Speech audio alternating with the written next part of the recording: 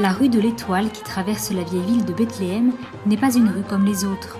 Longue d'à peu près 1 kilomètre, elle a été incorporée en 2012 dans la liste du patrimoine mondial de l'humanité de l'UNESCO en tant que route des pèlerinages. La rue, qui porte un riche héritage historique et culturel, commence au rond-point où se trouve le bureau de l'Action catholique et finit au niveau de l'arc appelé Zarara, également connu par les habitants locaux comme la porte de Damas, une ancienne entrée officielle de la ville. Selon la tradition chrétienne, la rue a été empruntée par la Sainte Famille à son arrivée dans la ville de Bethléem pour la naissance de Jésus.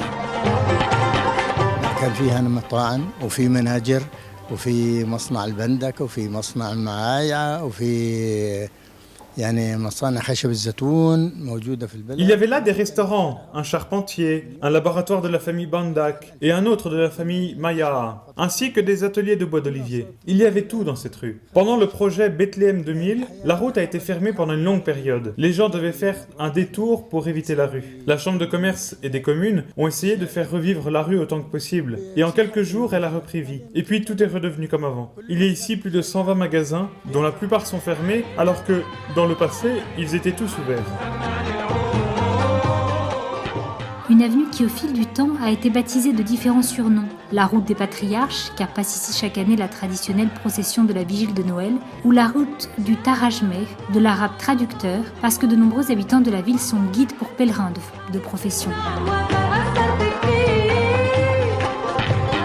La route présente une architecture plutôt traditionnelle, avec des éléments décoratifs et des inscriptions d'inspiration religieuse. C'est la plus ancienne rue de la ville. Le pape et les patriarches passaient par là pour les célébrations religieuses. Passaient également les processions de mariage, etc. Aujourd'hui, c'est devenu comme la rue d'une ville fantôme. Je vis dans cette rue depuis 1951, depuis mon mariage. À l'époque, nous étions très nombreux à vivre là. Il y avait des charpentiers, des forgerons, ainsi que de nombreux cafés. Cette rue était le centre de la ville car c'était la rue principale menant à l'église de la Nativité.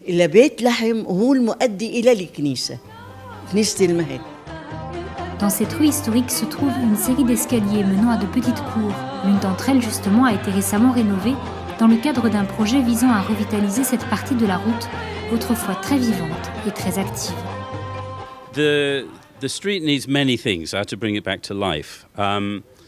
La rue aurait besoin de nombreuses initiatives pour reprendre vie. La présence de l'école d'Icône à Bethléem attire de nouveaux étudiants et ajoute quelque chose de nouveau à la vie spirituelle en Palestine aujourd'hui. On parle trop des initiatives commerciales. Les gens viennent aussi pour visiter l'église et pour faire un pèlerinage. Ils viennent ici parce qu'ils aiment Jésus. Alors il est nécessaire d'avoir à disposition les ressources et les structures pour répondre à ces besoins.